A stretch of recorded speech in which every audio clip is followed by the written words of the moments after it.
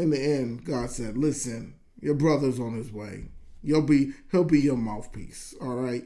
Because you're acting up right now, Moses. You're really acting up.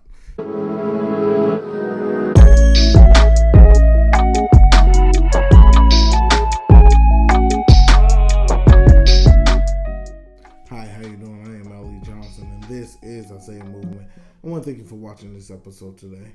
In today's episode, we're going to talk about 3 kind of situations that make people feel unworthy to be in a partnership with God. Now, that is really a big issue in the church, and a lot of people deal with it. A lot of people in the Bible dealt with it. When you don't feel worthy to be in a partnership with God, we don't feel worthy to help God do what he wants to do with our life. Now, here's the big problem. God never asks us to be 100% worthy or this great person, right?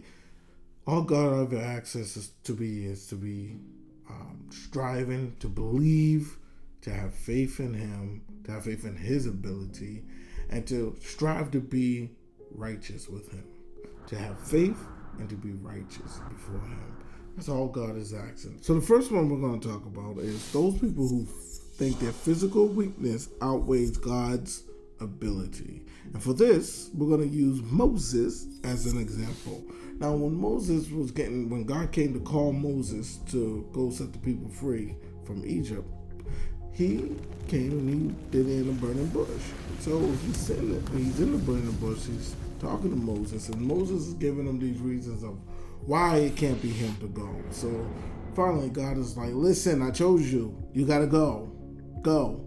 And Moses was like, pardon me, sir, but, I got a slow speech. So what she was actually saying was, I have a stuttering problem. You don't want to send me. I'm not going to be able to do it. So God got a little angry at Moses because Moses is standing here telling God, listen, I got a physical weakness that you can't fix. So God said to him, listen, who gave humans their mouth in the first place? Not only who gave humans their mouth, but who makes people deaf and mute, or who give people sight or make them blind, right? So God was just breaking it down to Moses, like, was it not I? Am I not that person? And so I like to look at it like this. God was actually saying, Moses, I'm sitting here in front of you in a burning bush that's not being consumed by fire, and you're telling me about a stuttering problem. I'm doing the impossible in front of you, and you're coming to me with something that is simple? What are we doing here, Moses? And so God got a little angry, like, yo, I'm doing the impossible in front of you. Do you not believe I can handle your little issue of stuttering? So, in the end, God said, listen, your brother's on his way. He'll be your mouthpiece, all right? Because you're acting up right now, Moses. You're really acting up. But now here is the solution. So when we have an issue, or we dealing with an issue where we think that our physical limitation, maybe we are hard of hearing, or maybe we can't read that well, maybe we can't speak that well in front of big crowds. When we have these issues, but yet God is still showing us impossible things by doing and moving in impossible ways, like we got that job that we wasn't supposed to get, we got that loan we wasn't supposed to get, we got that opportunity to speak at an engagement that we shouldn't have even been thought of for. So when God is doing the impossible, we have to trust in his impossible. So what do I mean by that? We have to trust and have faith that God is going to be able to do what he says he's going to do. If you're calling me, I'm going to have to believe in you. So I have to put my faith in you. Now I'm not going to give way to my limitations. I'm going to give way to faith in your ability. That is what we have to do. That is the solution of how we deal with that first one of my limitations makes me feel unworthy. you have to believe in God's ability over your limitations. So the second one is people who feel like they're not worthy because of the things that other people say about them and the boxes that people put them in. And for this, we're going to use the Samaritan woman at the well. When Jesus came to her and started talking to her, he was like, hey, give me some water. And she was like, aren't you a Jew? Like, you're not supposed to even be talking to me right now. According to you guys, we're unclean. So why are you even talking to me right now? So automatically we see that she already is living her life in that box that a certain group of people has put her in, right? I mean, a certain group of people are saying she's unclean, so she's already reacting and living a certain way.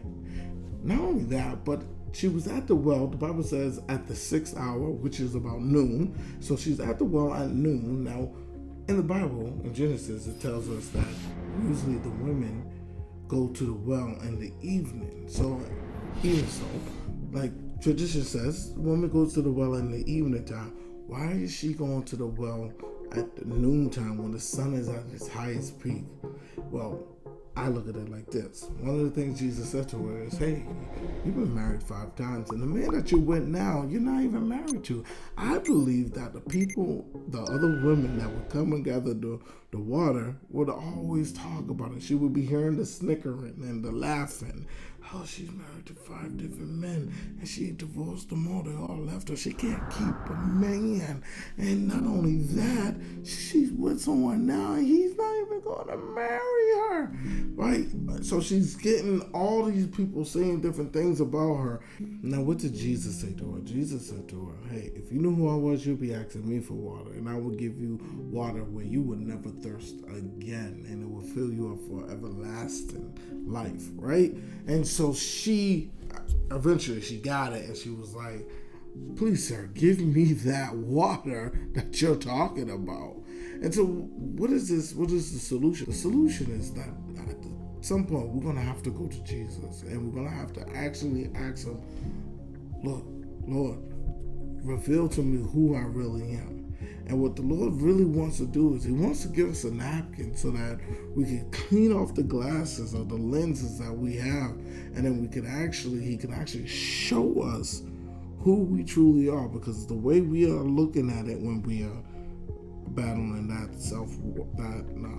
lack of worth because of what people are saying, our eyes are fogged because of what they're saying. He's actually trying to get us to clean those lenses so that we can actually see who we truly are, who he truly created us to be. And not only that we will be confident enough to join that partnership with him, and that he can show the rest of the world who he created us to be. So we have to start believing what God says about us instead of what man is saying about us. Or we believe what God is saying about us instead of what people are saying about us. And now the third thing is the people that feel like they're not worthy because of low self-esteem. And for this, we're going to use Gideon, my boy. I love Gideon.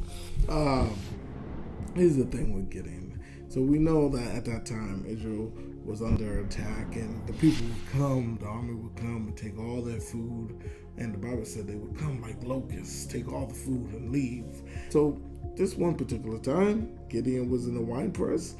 He was thrusting some wheat, trying to hide it as he was trying to put the wheat together. But an angel came and said, hey, mighty man of valor, what are you doing? No. He didn't say, what are you doing? He just said, hey, mighty man of valor. And Gideon was like, who are you talking about? He was like, who are you talking to? You ain't talking to me. The angel was like, yeah, the Lord is with you. He's like, the Lord is with me? Where's the Lord? As I'm hiding here and with in my wine press, trying to thrust my wheat, and the Lord's not protecting us from these armies coming and stealing all our food. The Lord's not protecting us with those miracles that we heard of old. Where's the Lord at? And then the angel says to him, hey, you go save the Israelites. Like, wait, what? Like, wait, what? What are we talking about here? What are we talking about here? I just said to you, asked you, where's the Lord at? And his miraculous signs and I hear. You said the Lord is with me. I'm telling you the Lord is not with me. And then you go and tell me, save the Israelites. What? That don't match. And then he goes on and he just comes out and be like, yo, I am from the weakest family, from the tribe of Manasseh. Not only am I from the weakest family, I am the youngest of that family. And you want me to go save them? And then the Lord said, yeah, go save them and I will be with you and I will help you. Well, at that point, Gideon kind of got the clue and he ran and took an offering and brought it back to the angels for the angel to eat. But what happened there? What was that whole situation? Well, the problem was, I think, Gideon was dealing with low self-esteem or low self-worth. And why do I say that? Because he was like, I'm from the weakest family of the tribe of Manasseh, and I'm the youngest person of that family. So he had this sense of no worth, where he just didn't think he was that important. But yet, when God first came to talk to him, before he even opened his mouth, when God first said something to him, he said, hey, mighty man of valor, the Lord is with you. So he came to him and automatically called him what he sees him as, or what he created him to be. Now, what do I mean by that? God was looking into the future, and he knew what Gideon was going to come out to be, and God also was looking at the past at the same time, and he knew what he put inside of Gideon to become. So Gideon was just in a moment where he just didn't know what God put in him, and he didn't know where God was going to bring him. So Gideon was stuck in this moment right here. Now, how could Gideon get out of that moment? What was the solution? The solution was that Gideon had to trust God. There's a theme going on here. Gideon had to trust God and step out on God. We have to step out on God. And when we step out on God, what God will do is he take us out of that position where we're stuck, and he brings us to that future, right? He walks us to that future of where he actually sees us going to be. And what happens is, as we go on to that future of where we're supposed to be, he acts that low self-worth, low self-esteem actually falls off, because we actually start to see who we are. We actually start to have our identity revealed to us. And when we have our identity revealed to us, we have no room for low self-worth. Because one of the things with low self-worth, low self-esteem is of course, is people could beat you down, or it's because you don't really know who you are. That's today's video. Just nice 3 ones. Now there are other examples of kind of type of low self-worth, or other reasons of why people feel like they're not worthy to be in a partnership with God. But if you know any of them, if you have an idea of any of them, please put it in the comments. Let's do a little discussion in the comments talking about any other examples of reasons why people don't feel worthy to be in a relationship with God. I know one could be sin, but yeah, if you have any other examples, put it in the comments. Let's discuss it. Let's talk about it. But I want to thank you for watching this episode.